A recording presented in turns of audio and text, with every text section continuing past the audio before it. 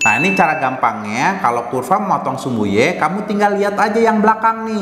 Yang belakang kan positif 1, ya berarti memotong sumbu Y di Y positif ya. Berarti ini salah jawabannya.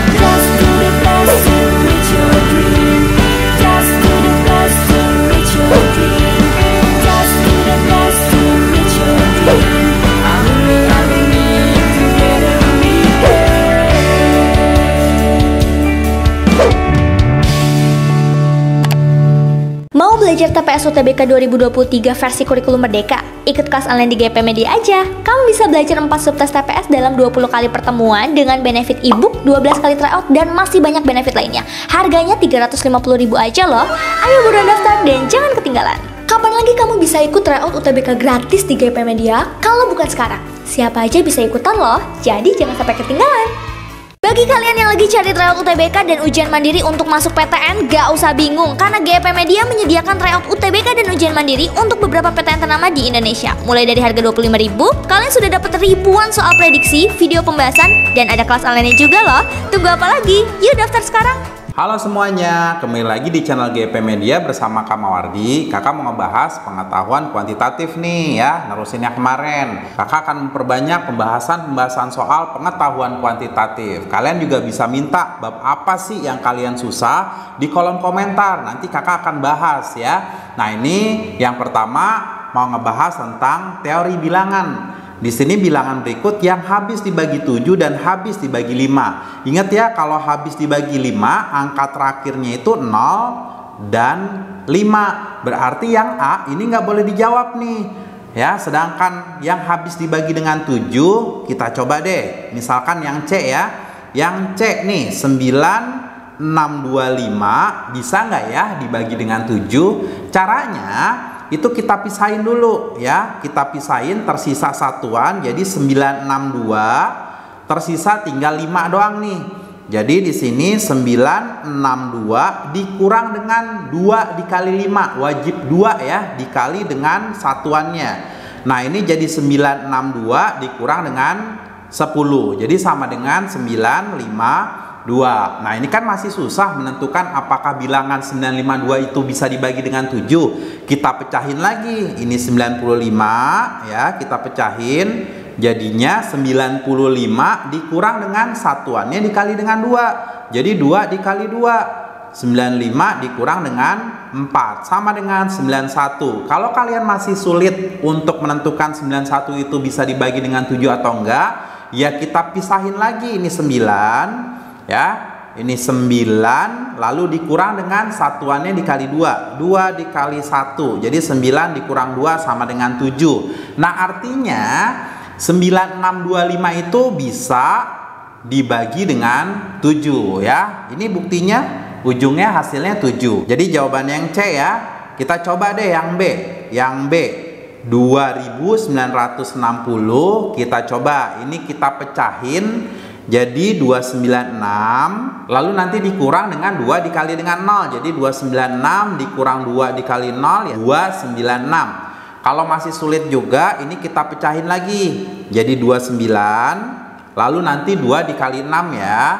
Jadi 29 dikurang dengan 2 kali 6. 29 dikurang dengan 12. Jadi di sini 17. 17 itu nggak bisa kan dibagi dengan 7. Berarti yang 2960 ini tidak bisa dibagi dengan 7 ya. Nanti kamu bisa coba tuh yang D dan yang E, apakah bisa dibagi dengan 7. Pokoknya caranya kita pecahin dulu. Nah, nanti kita sisain satuannya. Tapi satuannya dikali dengan 2. Kamu kurangin, hasilnya itu bisa nggak dibagi dengan 7. Gitu caranya ya. Nah, kalian juga bisa pelajari teori bilangan yang lain ya. Nah, ini kakak kasih nih teori-teori bilangan yang habis dibagi 2 sampai dengan habis dibagi dengan 9. Lanjut ke soal nomor 2. Nomor 2 di sini ada kurva Y sama dengan AX kuadrat ditambah 3X min 5 dengan A-nya itu nggak boleh sama dengan 0. Ingat ya, kalau ada persamaan kuadrat, A-nya itu yang nggak boleh sama dengan 0. Tidak memotong sumbu X. Ingat lagi, kalau hubungannya memotong sumbu X ada 3 macam. Yang pertama itu mengambang atau tidak memotong sumbu X, D-nya lebih kecil daripada 0. Yang kedua itu memotong di satu titik atau menyinggung, D-nya sama dengan 0. Dan yang ketiga memotong di dua titik. Kalau memotong di dua titik berarti D-nya lebih besar daripada 0. Karena di sini tidak memotong sumbu X, ya berarti D-nya lebih kecil dari 0. B kuadrat min 4AC lebih kecil daripada 0. B-nya 3 kuadrat min 4 dikali dengan A. A-nya itu A, sedangkan C-nya itu min 5 lebih kecil daripada 0. 9 ditambah dengan 20A lebih kecil daripada 0. 20A lebih kecil daripada min 9. Dan A-nya lebih kecil daripada min 9 per 20. Jadi jawabannya yang A ya. A-nya lebih kecil dari min 9 per 20. Soal nomor 3. Di sini ada fungsi kuadrat lagi ya. Y sama dengan bx kuadrat min 2x tambah 1. Dengan A-nya nggak sama dengan 0. Di sini tidak memotong sumbu X, berarti D-nya lebih kecil daripada 0. Ingat ya, tadi kalau memotong sumbu X ada 3 jenis diskriminan. D-nya lebih besar daripada 0, D-nya sama dengan 0, dan D-nya lebih kecil daripada 0. Ya, berarti ini B kuadrat min 4AC lebih kecil daripada 0. Min 2 kuadrat dikurang 4, A-nya itu B, sedangkan C-nya itu 1 lebih kecil daripada 0. Jadi 4 dikurang 4B lebih kecil daripada 0. Ini kita bagi dengan min 4. Jadi ini min 1 ditambah dengan B. Ingat tanda pertidaksamaannya harus berubah ya. Ini mangapnya harus berubah nih. Yang mangapnya ke kanan pindahin mangapnya ke kiri. Jadi lebih besar daripada 0. Nah, B-nya min 1 pindah kanan lebih besar daripada 1 ya. Berarti nilai B-nya positif karena B-nya lebih besar daripada 1 ya. Jadi Y-nya sama dengan ini positif, X kuadrat min 2X ditambah 1. Kakak ambil kesimpulan pokoknya B-nya itu positif ya. Ini dari sini nih. Nah, kalau A-nya itu positif atau nilai di depan X kuadratnya positif, ini gambarnya senyum. Kalau A-nya itu negatif, gambarnya cemberut ya. Berarti benar nggak nih kurva terbuka ke atas? Ini benar. Ini benar ya. Nah, yang B coba. Kurva memotong sumbu Y negatif. Kalau memotong sumbu Y, hubungannya itu angka terakhir. Angka terakhirnya kan 1 nih. Ya, berarti dia memotong sumbu Y di positif. Berarti ini salah ya.